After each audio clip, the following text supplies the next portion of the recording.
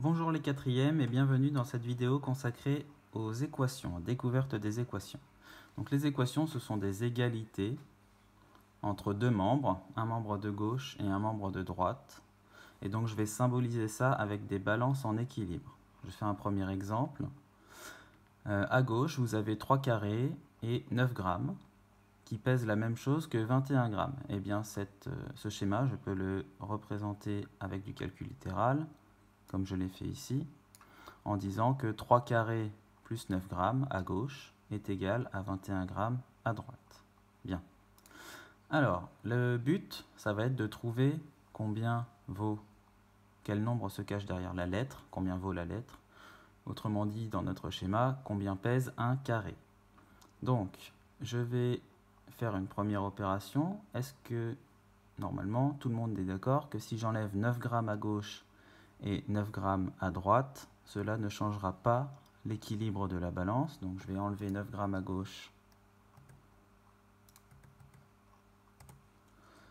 et je vais enlever 9 grammes à droite, ce qui va me faire 12 grammes. Voilà, donc si je présente comme à droite, j'ai enlevé 9 grammes à gauche et j'ai enlevé 9 grammes à droite. J'obtiens donc la ligne 3 carrés à gauche égale 12 grammes à droite, ce qui est ici. Voilà. Dernière étape, pour trouver la masse d'un carré, je divise par 3 la quantité de chaque plateau, de chaque membre. Je divise par 3 à gauche, j'obtiens donc un seul carré. Je divise par 3 à droite, j'obtiens donc 4. Et si je l'écris formellement, j'ai divisé par 3 à gauche, j'ai divisé par 3 à droite, j'obtiens la ligne 1 carré ou carré égale 4 grammes. Voilà un premier exemple. Le but d'une équation, c'est de trouver la valeur de la lettre. Donc, par rapport à la situation de départ, où j'avais 3 carrés plus 9, pour avoir la masse d'un carré, je me suis débarrassé successivement des deux nombres ici qui me gênaient pour trouver la valeur de C, c'est-à-dire le x3. Donc pour me débarrasser du x3, j'ai divisé par 3. Et pour me débarrasser du plus 9, j'ai soustrait 9. Allez, un deuxième exemple. Donc à gauche 19 grammes, à droite 5 heures et 4 grammes, donc j'obtiens l'équation 19 à gauche égale 5 heures que j'ai abrégé 5C plus 4 grammes à droite. Bon, même chose, j'enlève la même quantité des deux côtés, j'enlève 4 grammes à gauche et j'enlève 4 grammes à droite, oui à gauche, donc à gauche il va me rester 15 grammes. Donc si je l'écris en formel, j'ai enlevé 4 à gauche, j'ai enlevé 4 à droite. J'obtiens donc la ligne 15 grammes égale 5 cœurs. C'est exactement ce que nous avons sur la balance. Dernière étape, pour trouver la masse d'un cœur, c'est 5 fois quelle masse qui fait 15 grammes? C'est évidemment 5 fois 3 grammes. Donc je divise par 5 à droite, il me reste un seul cœur. Et si je divise par 5 à gauche, il me reste 3 grammes.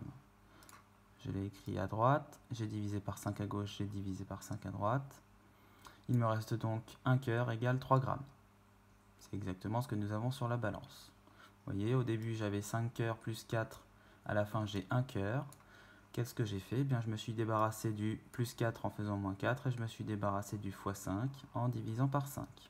Un troisième exemple.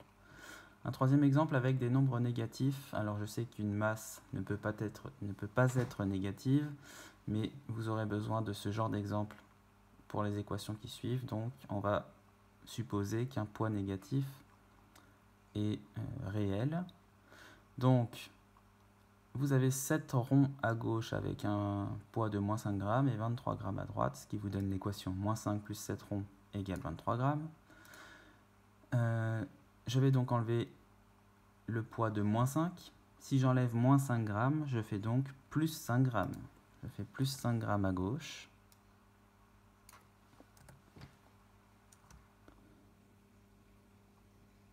Plus 5 grammes à gauche. Et donc si je fais plus 5 grammes à droite, il va y avoir 28 grammes.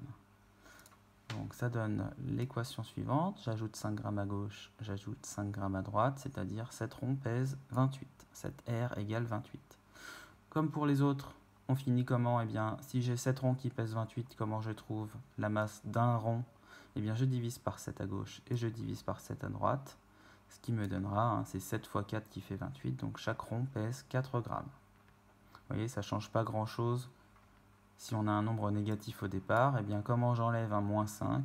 En faisant son contraire, en faisant plus 5.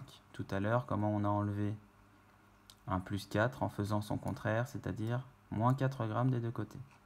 Bon, un exemple avec une division cette fois.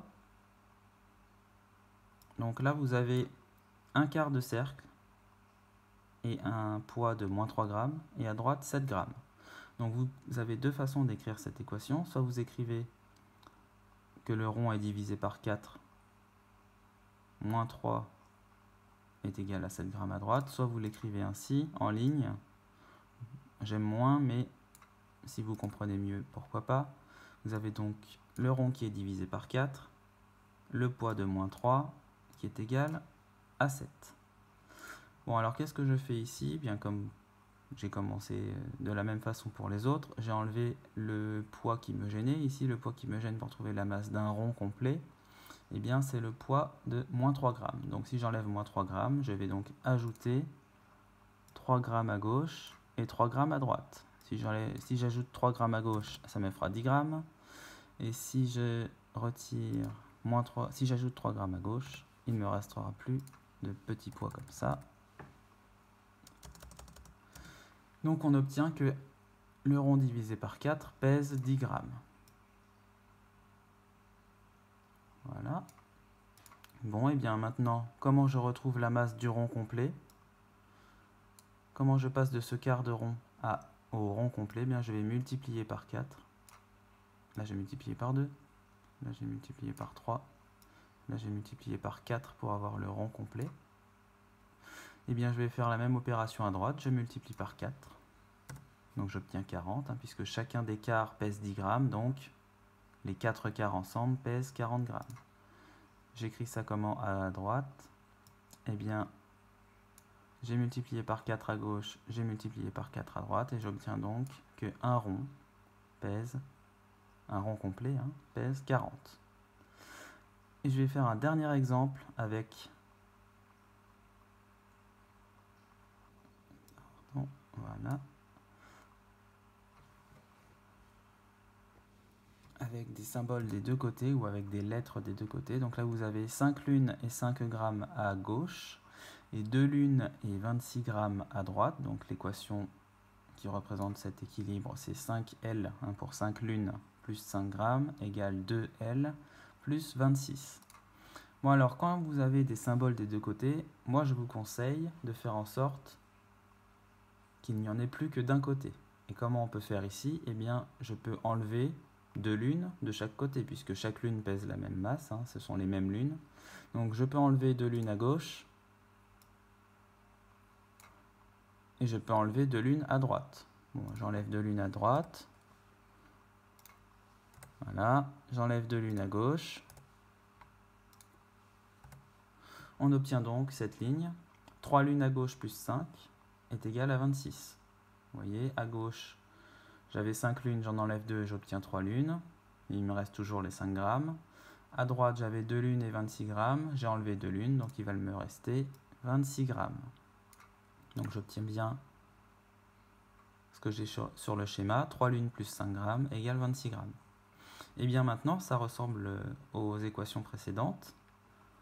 Je vais retirer 5 grammes des deux côtés.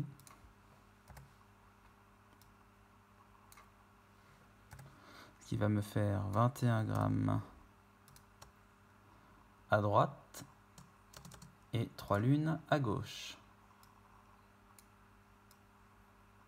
Voilà, j'ai enlevé 5 grammes des deux côtés, 3 lunes à gauche, 21 grammes à droite, et vous l'aurez deviné, je divise par 3 pour trouver la masse d'une lune, je divise par 3 à gauche, il me reste une lune, je divise par 3 à droite, il me reste 7 grammes, et j'obtiens donc la ligne en divisant par 3 des deux côtés. Une lune pèse 7. Voilà, donc évidemment, dans les exercices, vous n'aurez pas les balances.